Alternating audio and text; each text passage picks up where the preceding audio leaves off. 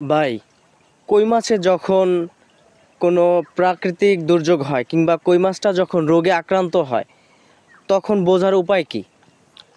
কই মাছ যখন আক্রান্ত হয় আমরা তো এটা তো 15 দিন পর পর মানে মানে দেহি মানে এটা ছাপনি দেওয়া মানে দেহি যেন এটা কোনো রোগ বালাই আছে নাকি 15 দিন পর পর দেহি যদি দেহি যেন মানে হালকা গাও দাগ আছে বা একটা জেলি রোগ আছে কই দে পরে ওইটার দ্বারা মানে ওইটা মানে পরে ওইটার মারিয়া রাখি ওই অ্যান্টিবায়োটিক মারিয়া রাখি মানে ওই রোগটা মানে আর সারিয়া দেখা যদি হয়ে থাকে সারিয়া দেয় আর নাহলে তো না হইলে কোনো অসুবিধা নেই। আপনার মৎস্য খামারের চতুর্পাশে আমরা দেখতেছি কলা গাছ আছে এবং আম গাছ আছে।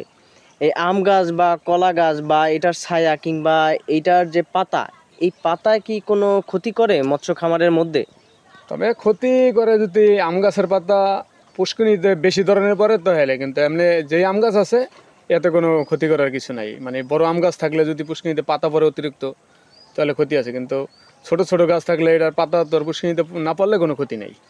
আম পাতা কি পুকুরে পড়ার পরে ওইটা কি কোনো প্লান্টন তৈরি করার কোনো না প্রক্রিয়া করে? না না, আম পাতা পড়া পুষ্কিনিতে মানে ক্ষতি। ওইটা আম পাতা পাতা বলতে মানে যে কোনো পাতা মানে পুষ্কিনির জন্য ক্ষতি, যত পাতা আছে। তাহলে একটা মৎস্য খামার আপনার পাতামুক্ত হলে সব থেকে ভালো হয়, সবচেয়ে তাই না?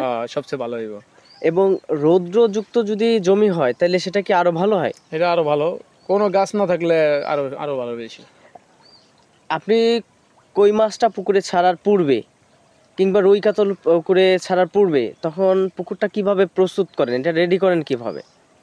রেডি আমরা শুকাই পয়লা শুকাইয়া পুরা মাছ ধরিয়া ক্লিয়ার করে তারপরে আমরা ওই যে গ্যাস ট্যাবলেট মারি। পরে মানে ওই যে কিছু টাকি টুকি থাকলে এগুলা ক্লিয়ার করার পরে এরপরে আবার পানি ঢুকাইয়া পরে পরে আবার এই যে পানি ঢুকে আবার পরে মানে ওই যে গ্যাস ট্যাবলেট মারাটার পরে মানে শুকনাই চুন মারি। শুকনায় চুন মারার পরে পানি ঢুকাইয়া পরে পরবর্তীতে মানে আবর চুন মারি, বা 2 ফিট 3 ফিট পানি ঢুকে আবার আর একবার চুন মারি।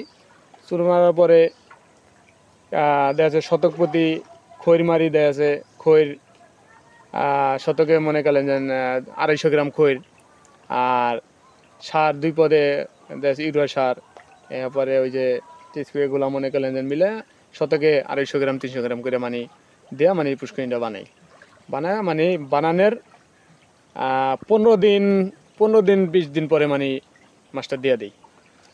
আপনি ওই পুকুরটা প্রস্তুত করার পরে এক সপ্তাহ পরে দেওয়া যায়, যখন মাছ সমস্যা নেই। ছাড়েন তখন ওইটা কি জিরো সাইজের মাছ ছাড়েন নাকি ওইটা বড় ধরনের মাছ ছাড়েন?